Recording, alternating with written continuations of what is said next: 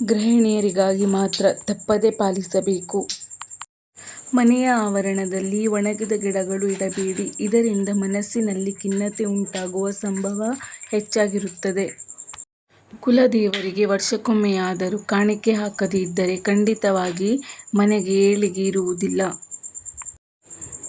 ನಿಂತ ಗಡಿಯಾರವು ಅಶುಭ ಲಕ್ಷಣ. ಇದನ್ನು ಕೂಡಲೇ ಸರಿಪಡಿಸುವುದು ಉತ್ತಮ. ಯಾವುದೇ ಹೊಸ ಬಟ್ಟೆಗಳನ್ನು ಅಥವಾ ಒಡವೆಗಳನ್ನು ತಂದರೆ ಮೊದಲು ದೇವರ ಸನ್ನಿಧಾನದಲ್ಲಿಟ್ಟು ನಂತರ ತೆಗೆದುಕೊಳ್ಳಬೇಕು. ಆಹಾರ ಸೇವಿಸಿದ ನಂತರ ಎಂಜಲು ಮುಸುರೆಗಳನ್ನು ತುಂಬಾ ಕಾಲ ಹಾಗೆಯೇ ತೊಳೆಯದೇ ಇಡಬೇಡಿ.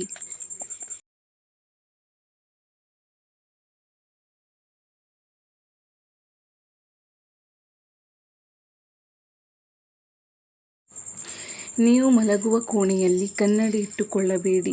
ಒಂದು ವೇಳೆ ಕನ್ನಡಿ ತೆಗೆದುಹಾಕಲು ಸಾಧ್ಯವಿಲ್ಲ ಎಂದಾದರೆ ನಿಮ್ಮ ಮುಖ ಕಾಣದಂತೆ ಕನ್ನಡಿಯನ್ನು ಬಟ್ಟೆಯಿಂದ ಮುಚ್ಚಿ. ರಾತ್ರಿ ಹೊತ್ತಲ್ಲಿ ಕನ್ನಡಿ ನೋಡುವುದು ಅಷ್ಟು ಒಳ್ಳೆಯದಲ್ಲ.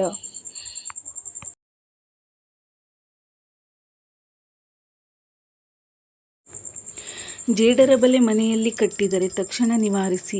ಅದು ಅಶುಭ ತರುವ ಸಂಕೇತ. ಮನೆಯನ್ನು ಎಷ್ಟು ಶುಚಿಯಾಗಿ ಇಟ್ಟುಕೊಳ್ಳುತ್ತೇವೆಯೋ ಅಷ್ಟು ದೈವಿಕ ಕಳೆ ವೃದ್ಧಿಸುವುದು.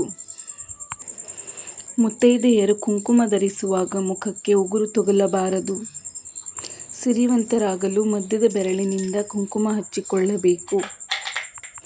ಅಮಾವಾಸ್ಯೆಯಂದು ಬಟ್ಟೆ ಮತ್ತು ಪಾದರಕ್ಷೆಗಳನ್ನು ಖರೀದಿಸಬೇಡಿ. ಎಂಜಲು ಕೈಯಲ್ಲಿ ಊಟದ ತಟ್ಟೆ ಅಥವಾ ಊಟದ ಎಲೆ ಎತ್ತಬಾರದು. ಕೈ ತೊಳೆದು ಎಂಜಲು ತಟ್ಟೆ ಎತ್ತಬೇಕು. ಈ ವಿಡಿಯೋ ನಿಮಗೇನಾದರೂ ಇಷ್ಟ ಆಗಿದ್ದಲ್ಲಿ ದಯವಿಟ್ಟು ಒಂದು ಲೈಕ್ ಮಾಡಿ. ಹಾಗೆ ಸಬ್ಸ್ಕ್ರೈಬ್ ಆಗುವುದನ್ನು ಮರಿಬೇಡಿ.